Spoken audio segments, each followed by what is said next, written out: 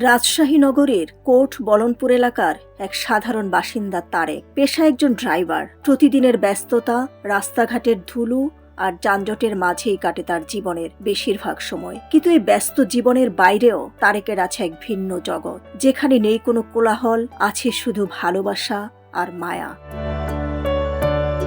নিজের বাড়ির ছাদে কবুতরের ডানায় ভর করে গড়ে উঠেছে তার এই স্বপ্নের জগৎ। দীর্ঘ 9 বছর ধরে তিলে তিলে কবুতর পালন করে যাচ্ছেন তিনি। ছাদে দাঁড়ালেই চোখে পড়ে সারি সারি কবুতর, আর তারেক ছাদে এলেই যেন উড়ে আসে তার প্রিয় সঙ্গীত। কবুতরের প্রতি তারেকের ভালোবাসা নিঃস্বার্থ।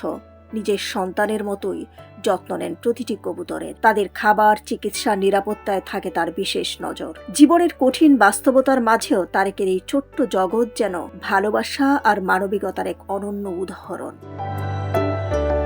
তারেক বলেন, কবুতরগুলো আমাকে ছাড়া কিছুই বোঝে না। আমি না থাকলে ওরা অস্থির হয়ে যায়। আমি কখনো কবুতরের ডিম ও বাচ্চা খাই না। গিরিবাজ একটা বিদেশি রেশার রিয়ার ক্রস আছে, সবসময় হাতের কাছে আসে।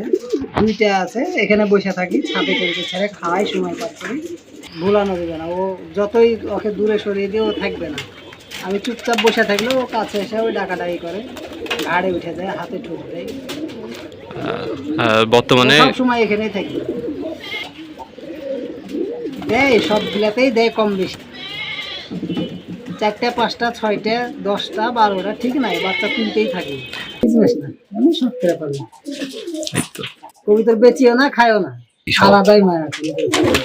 কোলাহলের শহরে তারেক প্রমাণ করেছেন, মানুষ আর পাখির সম্পর্ক শুধু শখের নয়, এটি এক গভীর মানবিকতার প্রতিচ্ছবি। ডেস্ক রিপোর্ট, সোনালী নিউজ।